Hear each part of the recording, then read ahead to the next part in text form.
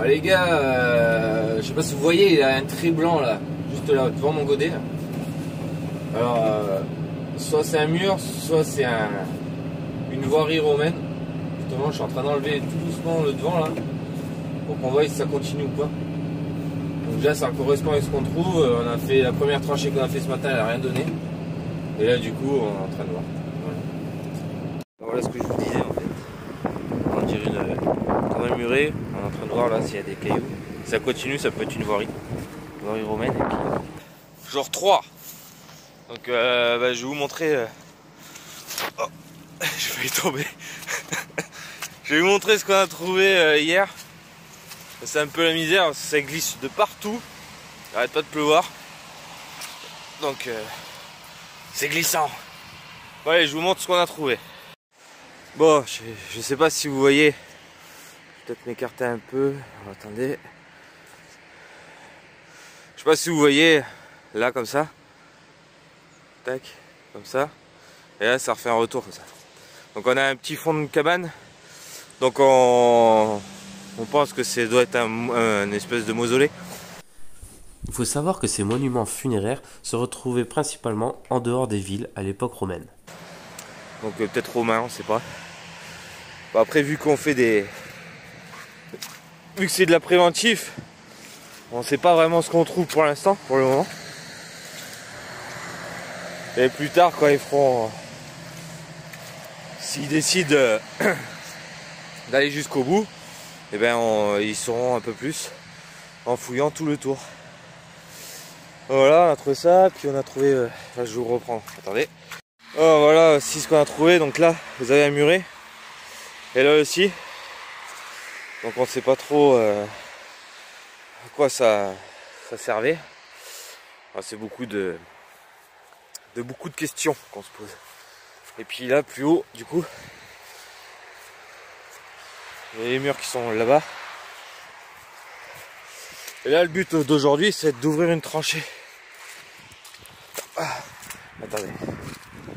Le but d'aujourd'hui, c'est d'ouvrir une tranchée ici pour essayer de retomber sur le chemin, ce qu'on pense être le bord d'une route romaine. Nous avons pu confirmer que ceci était une voie romaine.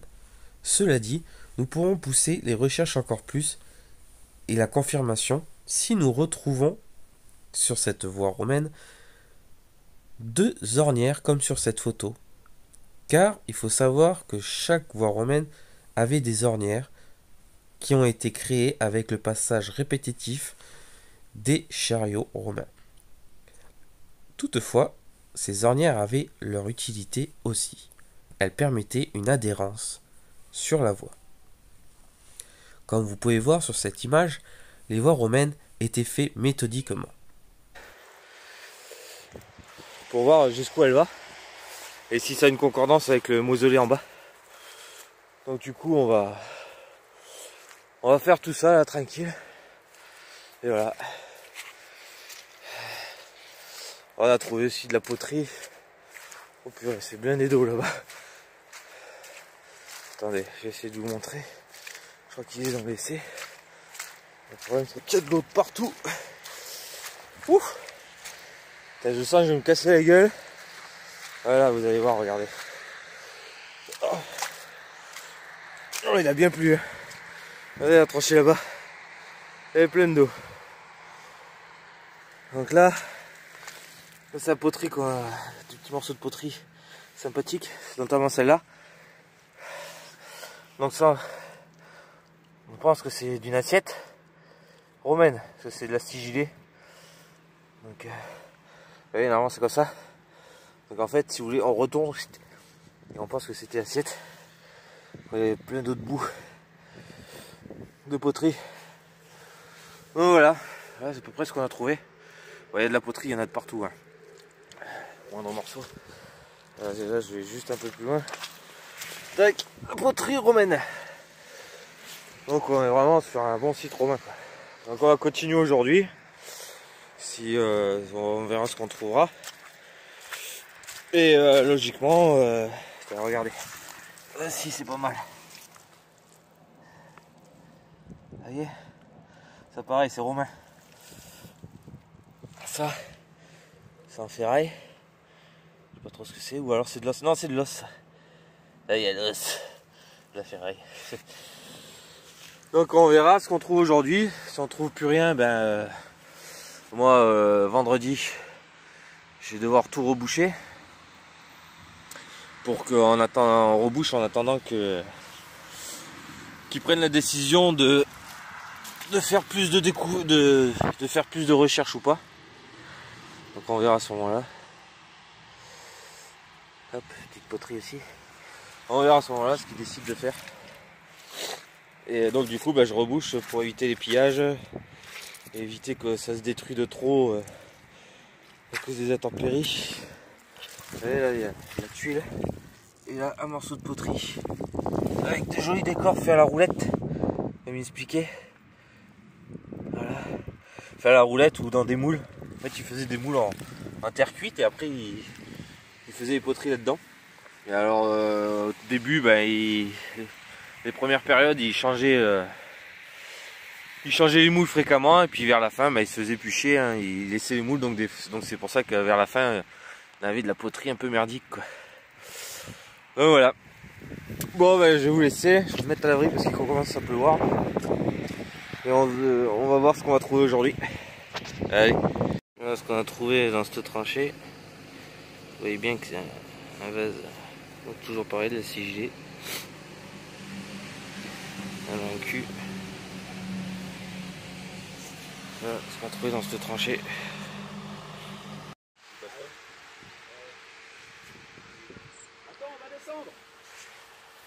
Hey les amis, bon voilà, ça y est, c'est fini. J'ai fini, j'ai tout rebouché, tout est propre, voilà. Donc écoutez, quoi vous dire, pourquoi j'ai commencé. Déjà que c'était une bonne expérience. Enfin, je suis pas ma première fois, ça doit faire 3 ou 4 fois que je travaille pour eux, enfin, pour les archéologues, enfin, pour cette équipe là. À chaque fois j'en garde un bon souvenir, de jolies choses à voir, à toucher, à comprendre aussi, parce que j'ai posé beaucoup de questions. Donc en fait, j'essaie de vous expliquer un peu tout ce qu'on a fait. Donc c'est de la prévention, donc l'archéologie préventif. Donc en fait on fait ça parce qu'on s'est aperçu que sur les chantiers, les promoteurs ne disaient pas forcément quand ils trouvaient quelque chose qui pourrait intéresser l'archéologie. Donc du coup avant de faire quoi que ce soit comme travaux de grande envergure, comme ici ils veulent faire un lotissement, le propriétaire est obligé d'entamer des fouilles archéologiques. Donc on fait comme on a fait un diagnostic comme on a fait là. Donc on ouvre des tranchées pour voir s'il y a des choses qui pourraient intéresser les archéologues. Après, je vous comprends, parce que j'ai la même réaction que vous, c'est un peu aberrant la manière de le faire. C'est aberrant surtout dans le contexte où on nous casse les couilles nous avec notre petite pelle, alors que moi je suis venu là avec une 20 tonnes pour faire des tranchées où j'ai détruit beaucoup de choses. Mais beaucoup de choses, notamment du mobilier. C'est impressionnant, et puis encore pire quand je rebouche, parce que là vous voyez, là tout est rebouché, vous voyez. Et le problème c'est que il y a des tessons de céramique de partout. Là, notamment là, hop, j'ai de la tuile. Hop, petit morceau de tuile romain qui va bien. J'ai de la céramique, j'en ai vu un beau, je sais plus où je l'ai foutu. Je sais plus où il est. Là, regardez. Tout ça en surface, hein, c'était dans l'état, c'était dans la terre. En fait, vu qu'on l'a sorti, c'est parti. Bien sûr, ça, ce que je vous montre, c'est des choses qui vont pas étudier, qui va rester là, et que le jour où ils viendront soit venir faire des fouilles, ou si le promoteur viendra, ça partira dans les camions et à la benne. Voilà, vous voyez, petit vase, sigilé. Donc c'est de la sigilée, c'est le matériau qu'ils utilisent pour faire les trucs romains comme ça. Il y en a de partout, il y en a plein, j'en ai plein. Des petits bouts, des gros bouts, un peu de tout. Donc voilà, c'est ça qui est un peu aberrant. Après, donc ils sont obligés quand même d'utiliser ces machines-là. Parce que c'est comme nous quand on fait de la détection. Hein. On va dans un champ, on ne sait pas ce qu'il y a en dessous. Donc nous, la seule manière qu'on a pour le voir, c'est le détecteur. Eux, c'est la pelle. Parce que un tesson tesson de poterie, ça sonne pas. On est d'accord. Les cailloux, ça sonne pas non plus. Après, c'est sûr qu'il pourrait, je pense, faire autrement. Un peu plus délicat, on va dire. Notamment, une fois qu'on a fait, des tranchées, quand la décision sera prise, donc dans 6 mois, hein, il y a beaucoup d'attentes. Et ça passe par des paliers, par des paliers, par des paliers, pour être sûr que le pognon il l'utilise au bon endroit. Donc en fait, du coup, quand on ouvre comme ça, pourquoi ils n'utiliseraient pas, avant de tout décaper, avant d'enlever toute la zone de terre qu'ils ne veulent pas étudier, pourquoi ils ne prennent pas des détectoristes? Donc soit ils forment des gars, ça je l'ai dit à un des archéologues avec qui je travaillais là, avec qui j'ai bien sympathisé, et du coup j'ai senti l'ouverture pour pouvoir lui dire que j'étais détectoriste. Et du coup je lui ai posé la question, je lui ai dit pourquoi vous ne prenez pas des gars, il y a plein de passionnés en France de détection et d'histoire, des gros passionnés en plus, si vous les prenez avec vous, tac, vous ouvrez avec l'appel, eux à côté ils cherchent avec leur détecteur, ils vous donnent toutes les trouvailles qu'ils font, ou alors ils mettent juste tu tombes sur un son, hop, tu mets un piquet, ou tu mets un petit fanion en disant qu'au cas t'as trouvé un truc là, t'as un son ici, et l'archéologue après il vient lui et puis il fait sa fouille dedans. Bah, ça tu perds pas, tu perds rien. Tu perds rien. Et je lui dis, et puis au pire, si vous n'avez pas confiance aux détectoristes, ce qui peut être compréhensible aussi, parce qu'on a pas mal de gens qui bousillent notre passion, et bah tu formes des gars au détecteur de métaux, et puis voilà. Après l'archéologue, je lui dis, ouais, moi quand j'étais sur un autre site archéologique, il y en a un qui m'a sorti un détecteur de métaux. Bah, déjà il a mis 2 mois pour avoir l'autorisation pour aller avec son détecteur à métaux sur la zone archéologique, et c'était un archéologue qui y travaillait. Donc déjà, et puis il avait la moitié de ses collègues qui lui faisaient la gueule. Et le gars il me dit, ouais, mais le problème c'est que nous, on sait pas les utiliser ces machines là, on sait pas les faire marcher. Attends mon gars, oh, elle était sympa, hein. Mais moi j'ai 3 CAP, hein. J'ai pas un bac plus 5 comme eux. Eux ils ont un bac plus 5, je sais pas, un bac plus 5 quand même, t'es censé avoir un plus gros cerveau que le mien. Et t'arrives pas à faire marcher une détecteur de métaux. Ouais, je pense que bon, il y a un peu de mauvaise foi aussi quoi. Non bon. Voilà, enfin voilà un peu l'aparté de ce que je pensais. Donc du coup on a fait des diagnostics, machin et tout. Alors vous allez dire ouais mais ils nous font chier pour notre pelle, comme il a dit. Il y en a un qui m'a sorti ça sur Facebook quand j'ai partagé. C'est Breton Fer je crois.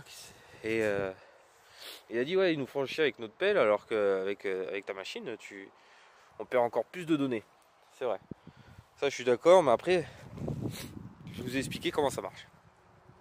Parce que j'ai travaillé donc avec d'autres archéologues dans un champ. Dans un champ, on ne cherchait pas à comprendre. 50 premiers centimètres, on les virait. Parce que l'agriculteur, il a bourré souvent son champ. Donc ils estimaient qu'à 50 cm, tout a bougé, il n'y a rien qui est en place. Et eux, ce qu'ils cherchent, c'est des choses en place. C'est un caillou qui n'a pas bougé, qui est en place. Un tesson qui n'a pas bougé. Voilà, ils cherchent quelque chose qui est en place, qui n'a pas bougé. Donc les premiers 50 cm, ils les jettent. Voilà. C'est aberrant.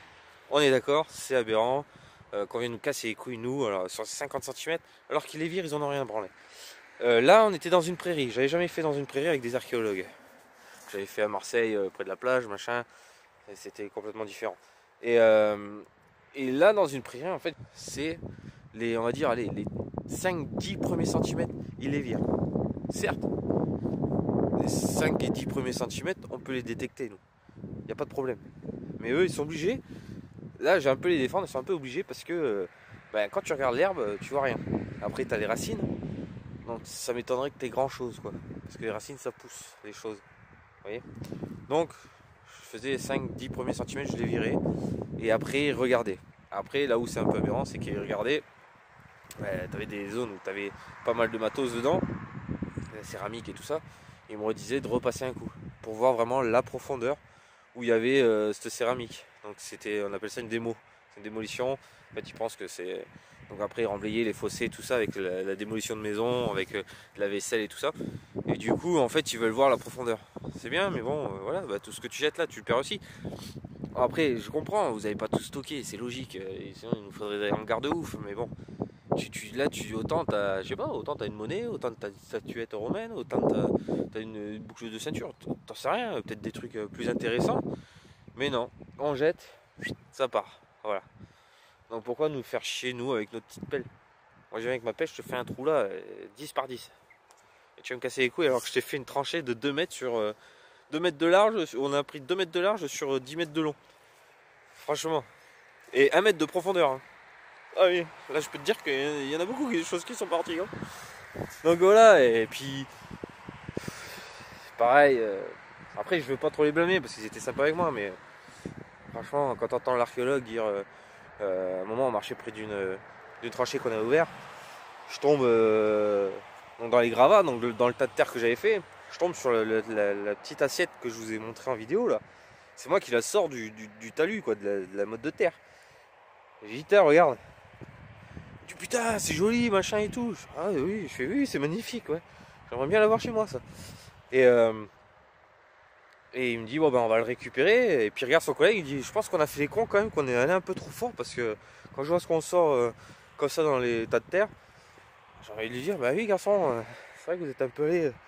Je pense qu'il va falloir voir avec votre patron pour changer un peu les méthodes. Parce que c'est pas les meilleures méthodes qu'on a, quoi. Je pense qu'il pourrait réfléchir à d'autres méthodes. Puis en plus, voilà, on a mis 3 jours pour faire les diagnostics. Parce qu'on est tombé sur des choses, quoi. On est tombé sur des trouvailles, sur pas mal de choses. Et ben, ils se sont fait taper sur les doigts. Bah oui, parce qu'ils étaient trop longs. Trop longs, trop de pertes d'argent. Donc du coup, ils voulaient qu'ils aillent un peu plus vite. Mon gars, t'es archéologue, t'es pas en carrière, là, t'es pas en TP. Hein. Tu vas trop vite, tu perds des données. Hein. Eh oui, bah du coup, les 2 pauvres gars là, qui bossaient avec moi, sous la neige, sous la pluie et tout, et ben le dernier jour, là, hier, ils m'ont dit, ouais, ben, on nous traite de branleurs parce qu'on a mis 3 jours au lieu de 2 jours. Eh, sans déconner, c'est quoi l'archéologie, quoi? Sans déconner. Ah, c'est beau, hein, c'est beau, oui. Bah, tout ça, pourquoi?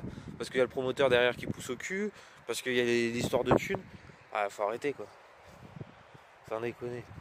Bon, enfin bref, c'était mon petit coup de gueule. À part ça, j'ai passé un bon moment avec eux. Je me suis régalé. On a fait de belles trouvailles. Et tout ça. Donc j'espère que vous comprenez un peu plus le fait de quitter race comme ça. Après, je comprends que c'est aberrant, mais si on peut pas deviner ce qu'il y a en dessous. Donc, on est obligé de bouger pas mal de terre pour voir ce qu'il y a en dessous. Et malheureusement, ben, détruire des choses. Hein. Il y aura toujours une perte. Hein, de toute façon, que ce soit nous, détectoristes ou archéologues, il y aura une perte. Mais c'est vrai qu'avec nous, il y en a un peu moins, surtout il y en aura encore moins. Il y aura encore moins de pertes de données pour les détectoristes si on arrêtait de nous casser les couilles. Quoi. Je pense qu'on nous ferait plus confiance. Après, quoi qu'on fasse, il y aura toujours des pires. Donc du coup, ouais, c'était une bonne équipe avec qui j'ai bossé, super sympa et tout. Et franchement, ils m'ont un peu expliqué comment ça se passait. L'INRAP, ouais, c'est une entreprise, j'irai pas bosser, quoi. J'irai pas bosser, je vous le dis. Parce que les archéologues de terrain, ils sont 1005 de salaire, les gars. C'est pas énorme. Hein. Pour des types qui ont un bac plus 4, plus 5. Bac plus 5. Moi j'ai un CAP, je gagne mieux que. Bon, enfin bref, voilà. Bon, ouais, moi je vais aller rentrer à la maison. Et puis, donc si la vidéo vous a plu, si vous avez des questions, n'hésitez pas à me poser des questions en commentaire, je vous répondrai. Parce qu'il y a des choses que j'ai peut-être pas pensé à dire. Et que peut-être que j'ai peur de dire en double. Donc voilà, likez, partagez. Et j'espère vous avoir donné quelques petits renseignements sur l'archéologie. Bien sûr, ben, j'ai dit à mon patron comme quoi c'était un truc qui m'intéressait. De toute façon, les chantiers comme ça. Donc je pense qu'il pourra peut-être me relancer sur un chantier comme ça. Parce que celui-là, du coup, on ne sait pas. Parce que je vous ai pas dit, mais on a fait le diagnostic, mais... Enfin, je crois que je vous l'ai pas dit. On va devoir attendre 6 mois, ouais. Ouais, si je vous ai dit 6 mois. 6 mois pour être sûr que c'est une zone archéologique, qu'ils veulent l'étudier ou pas. Et si au bout de 6 mois, ils décident que ça les intéresse pas, ben les promoteurs vont venir avec leurs engins, ils vont tout bousiller, tout niquer, tout casser, tout péter, tout jeter. Et puis voilà. C'est rien de plus simple que ça, les gars. De toute façon, dans tous les cas, ils le feront. Je vous le dis, hein, dans tous les cas, ils le feront. Parce que même si les archéologues viennent, ils font les fouilles. Donc ils vont tout décaper. On enlève toute la terre qui les intéresse pas. Et après, après ils vont faire prendre des photos, ramasser ce qui peut les intéresser. S'il y a des cadavres, s'il y a des squelettes, ils les ramassent. S'il y a des objets, des grosses poteries, ils les ramassent. Les petits bouts, on s'en fout. Les murs, ils les laissent, hein, ils vont pas les amener. Donc voilà, ils ramassent 2-3 trucs et après les promoteurs viennent et puis ils détruisent tout. Voilà. Donc bon, là je vais retourner à ma pelle, je vais rentrer. Donc du coup voilà comment ça se passe. Moi je sais que j'ai travaillé sur Montpellier un très très gros chantier où il y avait des fours en poterie, des fours à poterie, des fours à pain aussi. Des beaux fours. Il y a même un archéologue qui s'était défendu pour essayer d'en protéger un pour pas qu'on le détruise. Et ben manque de bol, il était à l'endroit où il y avait l'ascenseur pour l'hôpital. Donc du coup ils ont dit non, on est obligé de le détruire. Et du coup après 6 mois passés avec eux, j'étais là aussi pour monter le bâtiment, donc tout détruire. Pas vous dire que ça fait mal au cœur. Donc voilà. Donc voilà un peu l'idée de l'archéologie. Et ouais, donc n'hésitez pas si vous avez des questions à me les mettre en commentaire. Je vais descendre sans me casser la gueule. Et puis voilà. Je vous dis à la prochaine. Et